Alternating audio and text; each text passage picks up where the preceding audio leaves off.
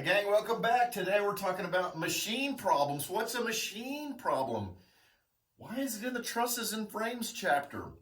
Well, a machine problem is very similar to a frame problem in that I don't know that I've ever worked a machine problem, that ever had any global equilibrium, right? It's not hooked to the world. If you're going to get a machine problem, this is kind of the quintessential machine problem, is a good old-fashioned pair of pliers or something like that, right? What is a machine problem? A machine problem has moving parts. So that would be something like a pair of pliers or the bucket on the front of a front end loader or a tractor or a lift or something that has moving parts, okay? It's similar to trusses in that it might contain two force members. It's similar to frames in that it might also contain multi-force members, okay? So the good thing is, frame problems and machine problems, exactly the same. You can follow the same recipe, the same steps, and it's going to get you the same answer, okay? So how do I do this? What I have here is a pair of pliers that's looks like some nice locking pliers here, better known as vice grips, right? How many pieces is this made up of? Well, 1, this bottom handle, 2, this top jaw, 3, this little guy right here, and then 4 is this bottom jaw, right? So there's 4 pieces that make this thing up.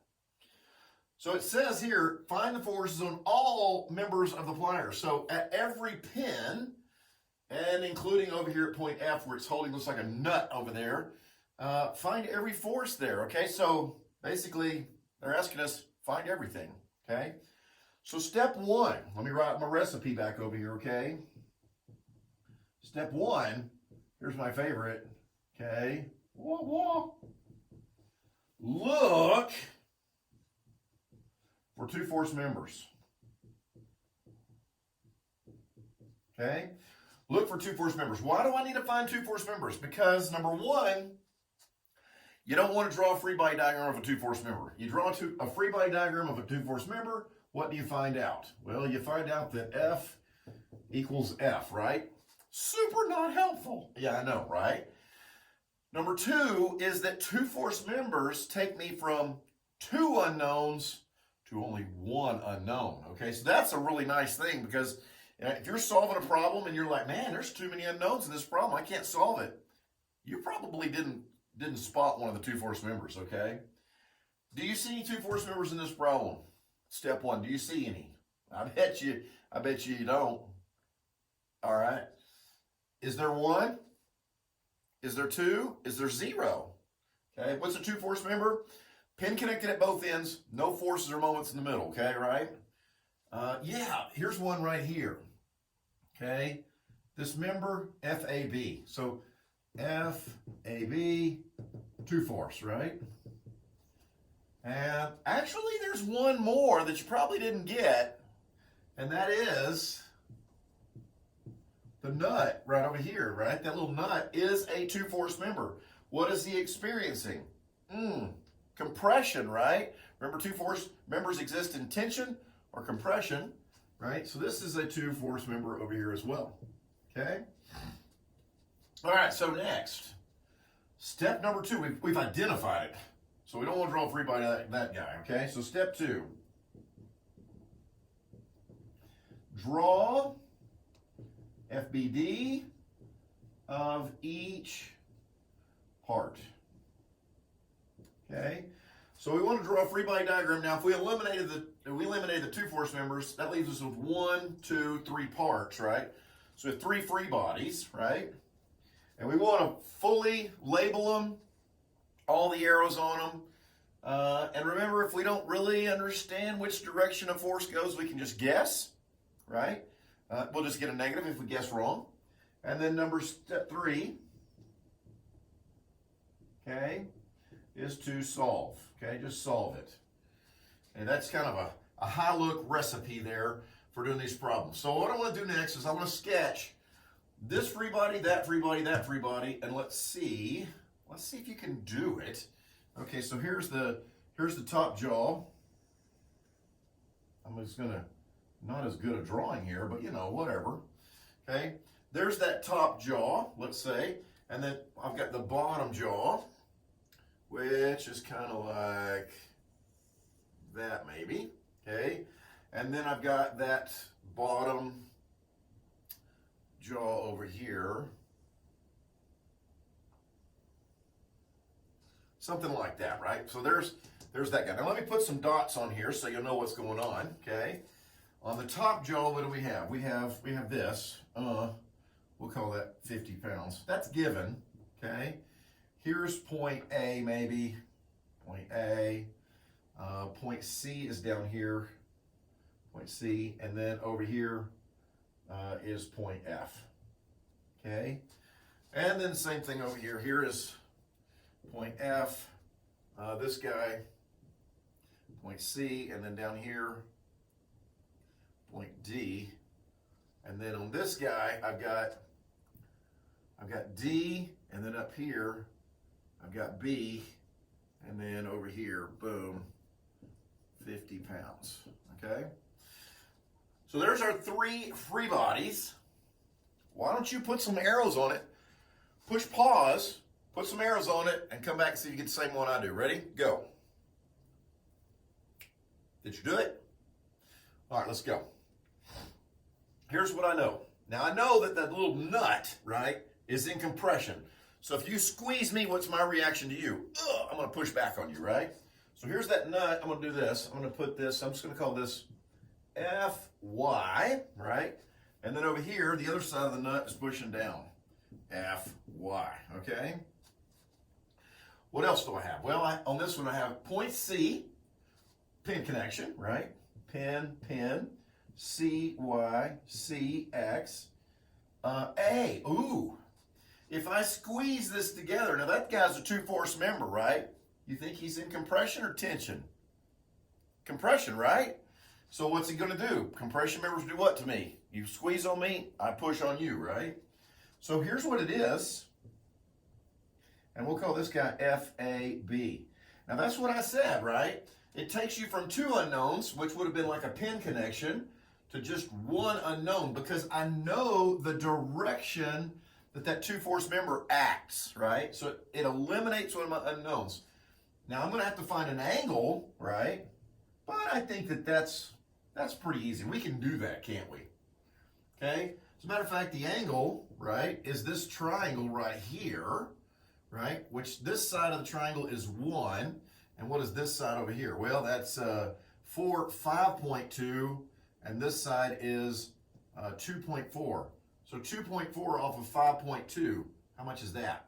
Okay, that's 2.8, isn't it? So here's this side of the triangle is 2.8. So this angle right there, which is the same as this angle up there, right? We can do tan. 1 divided by 2.8 equals inverse tan. Answer equals 19.65 degrees. So this is 19.65 degrees. There you go. Okay, what else do we have? On this free body, okay, do I know about CX and CY? Since FAB has a component going this way, then CX has to go that way, doesn't it? Okay. And let's see, if I put my finger here and I take the moment, that guy rotates me what? Whoop, counter. This guy rotates me, whoop, counter. This guy rotates me, whoop, counter. So that guy has to rotate me clock, right? Now, I could have guessed that, but now I know that CY goes down. If I solve for CY and I get a negative, I want to really scratch my head, because I think that should be absolutely correct, okay? How about these guys? Oh, look here. C over here, C over there. So what do we know if I have C on this free body? What do I know about that free body? It has to be the same thing, except in opposite directions, doesn't it? Okay? And so CX, instead of going to the right, goes to the left. And instead of going down, it goes up. Okay? Now what do I have left? Well, I have D. Okay, so that has a and a. Let's put a little dy and a dx. CX goes to the left, so DX needs to go to the right. I know that, right? I can go up here, DX, DY. That means I know that this guy has to go this direction, right? Pin connection at B. Is B? No. B is the other side of my two-force member. So here we go. There he is, right? That's the other side of that. At an angle of, what did we say, 19.65 degrees. And that guy is FAB, okay? Let's see. Let's see here. If I take my moment here, right? This guy rotates me clock. That guy rotates me clock. So this guy has to rotate me counterclockwise. So he's got to go uphill. And then that means this guy has to go downhill. There you go. Did you get all the same arrows that I did? I know for a fact that when I solve for each one of those things, I better get a positive answer, right? Okay? So we're ready to rock and roll here, folks. We got our free body diagram all drawn up, right? Where do you want to start? We want to start somewhere where we know something, right? Maybe that top guy up there is a good place to start, right? Maybe we take the moment at D. I like for you to see the strategy, right? Take the moment at D, then I automatically find that guy, right? And then I can come back and get those two guys, right? And once I have those two guys, then I already know that guy. I know D and this guy's. Yeah, I think I can, that works good for me. So let's start with this top guy here, okay? And I'll go right over here. Okay? We're going to take the moment at D. Summing the moments at point D. This being positive, okay? So we're taking the moment here. What do we have? Now don't forget, we're going to break this guy into two components here. One there, okay? And let's put the B down here so we can see B. Okay, so this X component is what? FAB times the sine of 19.65. And this guy, FAB cosine 19.65. Okay? So let's see if we can do it. Okay? So let's do this guy first. The 19.65, put my finger at D, this rotates me, that's counterclockwise, so that's positive, okay? So FAB sine 1965, FAB sine 19.65 degrees, times how far away? How far is it from D over to B? From D to B, oh, there it is, right there, right? It's 1 inch.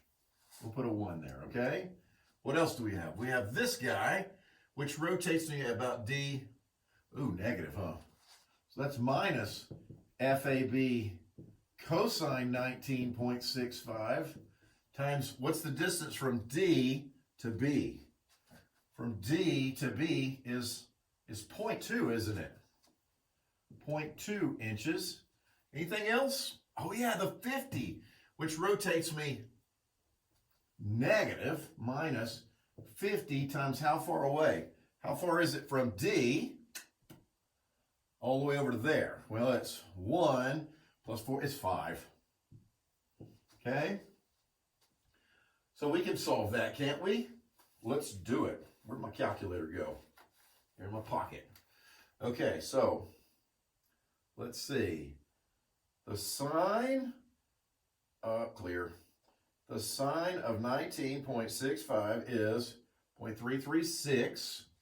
So this whole thing is going to be 0.336 FAB minus the cosine of 19.65 times 0.2, right? 0.188. 0.188 FAB equals 5 times 50, 250. FAB is equal to 0.336 minus 0.188 equals 0.148, and then 250 divided by 0.148 equals, a lot. 1,689.2 pounds. Okay? What does that mean?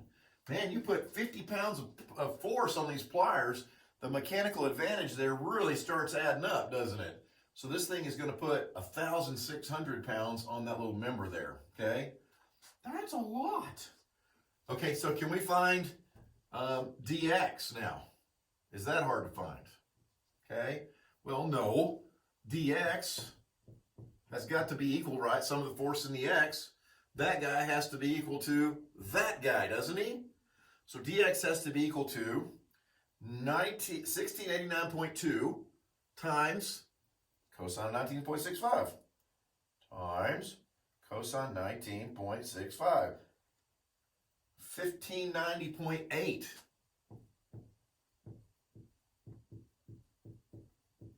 There's that guy. Okay. And then what about dy? Well, sum of the forces in the y equals what? 50 plus dy minus FAB sine 19.65. So 1689.2 times the sine of 19.65, right?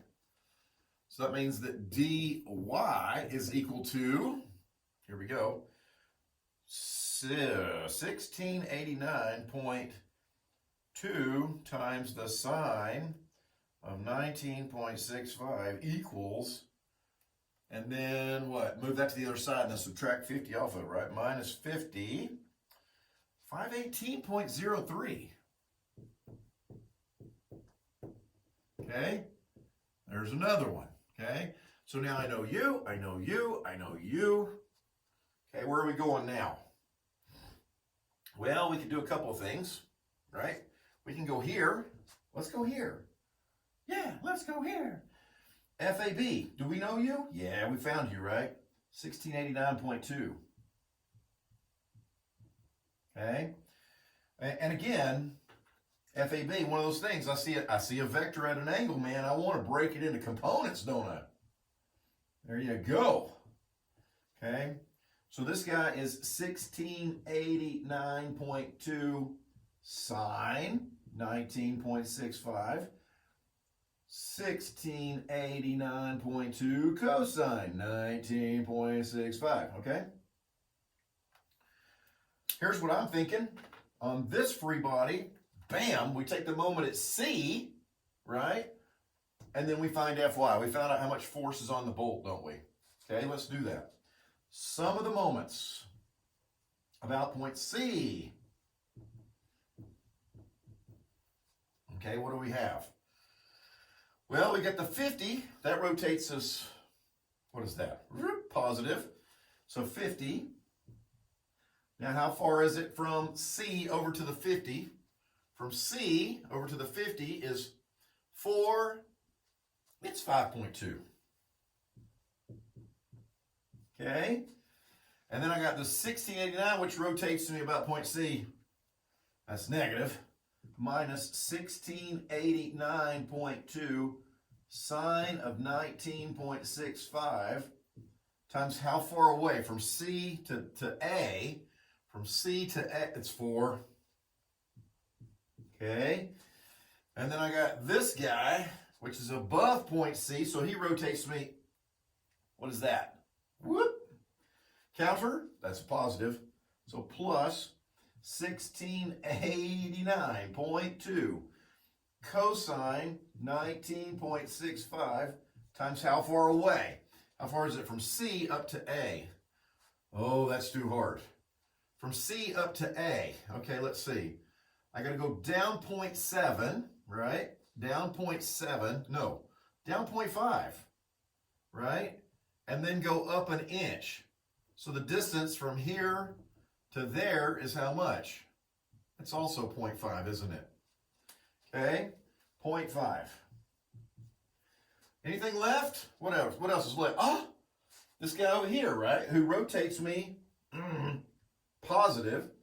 So plus Fy times how far away from C to Fy to is, oh, there it is, 1.2, right? Okay. Boom, long equation, but that's no big deal. Okay, so how much is Fy? Fy is equal to, oh, I gotta add all this stuff up, right? And I'm gonna change all these signs and move it over to the other side. Can I do that right quick? Can I do this? Will you allow me?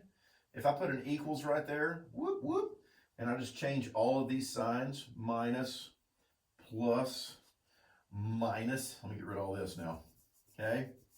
There, I just moved Fy to the other side, right? Okay, so here we go. 1689, whoop, clear. 1689.2 times the sine of 19.65 times 4 is 2272 minus 50 times 5.2 times 5.2 equals minus one more, minus that guy, 1689.2 times cosine of 19.65 times 0.5 equals 1216.7, and then divide that, divided by 1.2. Leaves me with 1013.93. 1013.93 lbs pounds. What? You put 50 pounds of force over here and it puts 1,000 pounds of clamp on your nut over there? That's a really good force multiplier. Okay. Maybe that's where that came from, eh? What do you think? I don't know. Okay, so who else do we have to find now? CX. CX shouldn't be too hard, should it? CX has just got to be equal to that guy, doesn't it? So 1689.2 cos 19.65. Boom. 1590.8. 1590.8 lbs. Okay? That guy has to equal that guy. That's it. And then one more equation. Sum of the forces in the y. What do I have here? Okay?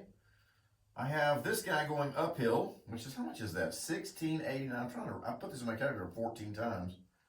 0.2 sine 19.65. Sine 19.65 equals 568. 568, right? That's this guy right here. Who else is going the y direction? Fy is going uphill plus 1013.93. So I got that one and that one. Cy is going downhill, minus Cy. And who else? Oh yeah, minus 50. Okay? So move the Cy to the other side, and what does Cy equal? Cy is equal to, here we go, 568 plus 1013.93 minus 50. It's 1531.9 lbs. Now, do I know everything? Do I know? Well, oh, we haven't even done this free body halfway. Oh my good. Wait, I know you. I know you. I know you. I know you. I know you. Oh, come on. We know everything, don't we? Okay? So what are we doing? We find a little bit of information on one free body, we take it to the next free body, and we just work our way across. Piece of cake, right? I hope this helps, and I'll see you on the next video.